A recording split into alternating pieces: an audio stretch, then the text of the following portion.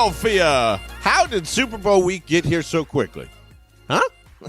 Probably because Luka got traded and it gave us much entertainment throughout this weekend. And we are sitting here on the anniversary of the last Super Bowl that the Eagles won. It is Tuesday, February 4th. I am looking forward to the Eagles winning another Super Bowl on Sunday. I hope you are too. And that is where I am planting my flag, and I think you are as well. We are such in lockstep this week. There is irrefutable feelings that the Eagles are going to walk in there and go win this thing, and I believe that there is a small minority of us. Maybe there's more. Maybe it's growing.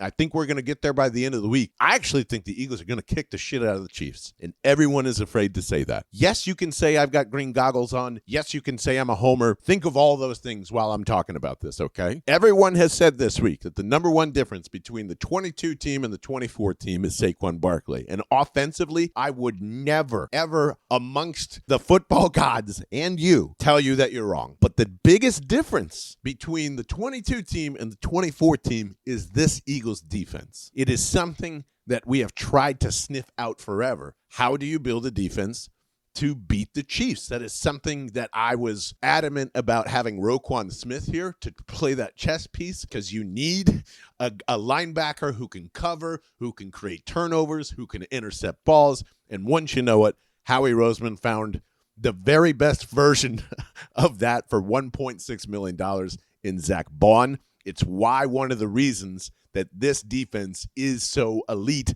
not to mention the fact that you have two DBs who are rookies and are going to start against probably next best thing to Tom Brady and the Patriots regime. Unbelievable. And they don't look uncomfortable, and I haven't even mentioned the defensive line yet. And we've got some things to talk about, too, because there's some great news that came out of Cleveland. You already know what I'm going to talk about. And this Eagles defense is much better than that Chiefs offense. In terms of talent, like if you got to stack it against one another, yes, Patrick Mahomes is the greatest quarterback in the NFL and probably will go down as one of the greats and will be chasing or battling Tom Brady. And this is got some heavy juice for him because even Tom Brady couldn't three-peat. Not Joe Montana. Trust me, the Chiefs are motivated here. This isn't some we're at the finish line and now. No, you saw it against Buffalo. I believe that thing that the Chiefs are chasing and Taylor Swift and all of it is blinding everyone from the fact that this Eagles defense is just too much power. And all of this, Patrick Mahomes is 8-0 against Vic Fangio. Who cares? Who cares about regular season games when he was the head coach of the Broncos when they couldn't figure out their ass from their head? Who cares? I'm talking about this dude has never seen Jalen Carter in his fit. Well, I guess he has, but not like at the level he's playing right now. No way. And I respect the hell out of the Chiefs defense. I'm going to save that for another day because there's just so much to get into here. But this, my friends, is where they win the football game. And I'm going to tell you who's going to win it. Zach Bond has to have a turnover in here. We got to get a peanut punch in there somewhere. I 100% hear you. It is Cooper DeJean versus Travis Kelce because everything else, in my mind, takes care of itself. I know everyone is up and down and like, oh no, you know who's going to be the X factor? It's going to be Xavier Worthy. And yes, I would be making sure I know where he's at all times, and it's kind of hard to miss him because he's their motion man, right? But that game, the corners are too good. We've got two amazing corners, and I would dare Andy Reid to go to the outside here. We know Andy. He wants to live in the middle. There will be a game plan very, very similar to the one that we saw where Travis Kelce is trying to get schemed wide ass open. That is what we are going to try and see. So Cooper DeJean needs to make Travis Kelce feel uncomfortable. We need to fight through the flags that are probably going to be thrown for whatever, illegal hands to the face, let's say, a holding call, pass interference, whatever. That's probably going to happen, and you got to work through that because that, to me, is where the game is totally won. I do believe that if you just make Patrick Mahomes blink and keep him contained in that pocket, which is a hard thing to do, but these guys can fucking do it. Nolan Smith can line up an absurd edge, like 3 feet out from where he's supposed to be, and he's so fast that he will force Patrick to one side or the other. I really do believe that they have built a defense to beat this team. I think you believe it too. And I just keep seeing scores like 34-17, 35-20, 25-31. I don't think that this Chiefs offense is going to be able to score more than 25 points, and generally that means good things. That means very, very good things. Will there be times where we'll be screaming our heads off because Spags is going to blitz his fucking hiney hole through those A-gaps and Jalen's going to do some stupid shit? Yes. But I also don't believe that he's not going to turn over the ball this time either. So this defense wins the game. This will not be a one-possession game because of this defense. And by the way, I don't want it to be a one-possession game for anybody, even though many Super Bowls end that way and many people are predicting that this comes down to the last 4 minutes. I don't think so. If this comes down to the last 4 minutes, I still think they hold.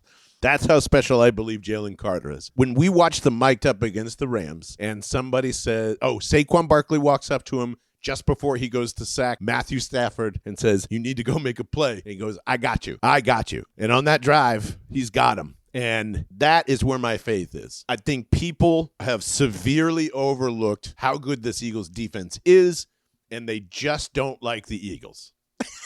And mainly that's because of Jalen Hurts, and I'm going to save that for tomorrow because that's its own episode, and I'm going to try and pump out as many episodes this week as possible because I'm just so jacked up for this. And I've got a present for you this week. Cam Jurgens, the center of the Philadelphia Eagles, you might know him, created a beef jerky company called Jergy, and I had the original flavor of beef jerky that they had last year. I didn't realize that they made 5 new flavors, and I missed that in the offseason. And Matt over at Jergy said, hey, why don't you try some? They're all amazing. Teriyaki is probably one of my favorites, and I ordered, with my own money, another 5-pack immediately to give to you. All you have to do is go to the description of the podcast down below and just tweet at me, at John Barchard, give me the Jergy, and I typed it out for you down below, so don't worry. And you'll be entered. That's it. I will pick a winner at the end of the week. They were so awesome that I might give another 5-pack out. We'll just see how this first one goes. But I wanted to reward you first. And thank you, Howie Roseman, for doing whatever you had to do to get Myles Garrett to announce that he would like a trade from the Cleveland Browns. Something that I didn't see coming simply because I didn't think he was going to be that public about it. And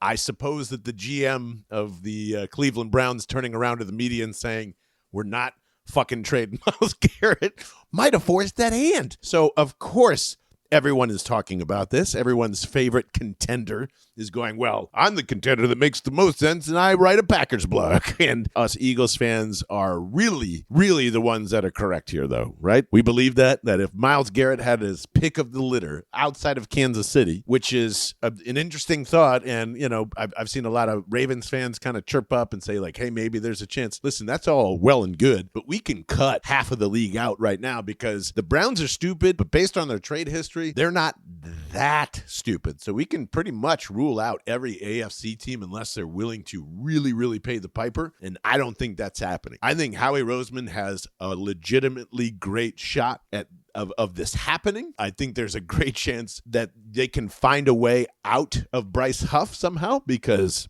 it's Howie Roseman, and you can eat some of that dead cap money while getting some dog shit pick and just feel happy that you traded Hassan Reddick when you did. Use that draft capital for something else and just, squeeze a little bit here because no matter what happens on this game on Sunday, let's say we're all wrong. We get the shit kicked out of them. We're all feeling like crap. Myles Garrett would re-energize a locker room that wants that extra push. I don't think in that case that there would be much of a Super Bowl hangover, even though there'd be a ton of questions and you and I are going to be yelling at each other. And the same thing that happens if they do win, which I do think is going to happen.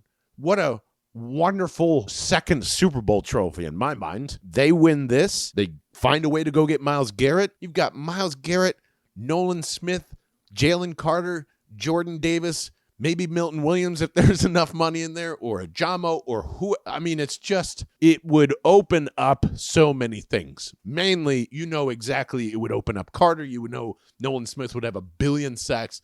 And I would get so excited for all of Jordan Davis's reps. All of them.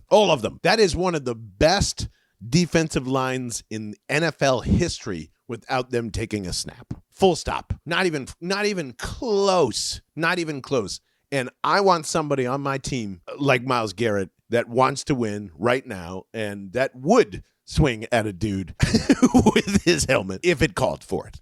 You know, that's my type of defensive end. I don't know about you. The Eagles should not only be in on it, they should be the ones overpaying for it. That doesn't happen that often. And once again, the Eagles seem to be, from a draft capital standpoint and from a cap standpoint, in a great position to pick up yet another incredible, somewhat generational pass rusher that they desperately need. Well, you know, God bless Josh Sweat. I'm sure Bryce Huff is a nice guy. Yes. There's nothing to think about here. And if the picks aren't enough, I'll tell you what the Eagles have that the Cleveland Browns desperately need, because there's no way out of that Deshaun Watson contract. I've tried a billion times, and I'm not a math major, but I do know what negative $59 million in cap savings means. They've got two quarterbacks that could start for them. Kenny Pickett and Tanner McKee. And if it takes one of those quarterbacks to get Myles Garrett here and it doesn't cost you picks, well, then I don't know too many other teams that have two quarterbacks that you could convince the Cleveland Browns that they could start for you. And speaking of Luka, everyone's on the table. Nothing will shock me anymore. Curious what you think. I'd be very, very excited at whatever the Eagles paid as long as he's here. 100%. Because, you know, pick 32 ain't so sexy. And maybe it's not sexy enough for the Cleveland Browns either, but let's dream a little bit while we're still talking about a potential Super Bowl here, which is incredible. So I will be back more this week at John Barchard on Twitter and Instagram. Thank you so much for listening. Go Birds!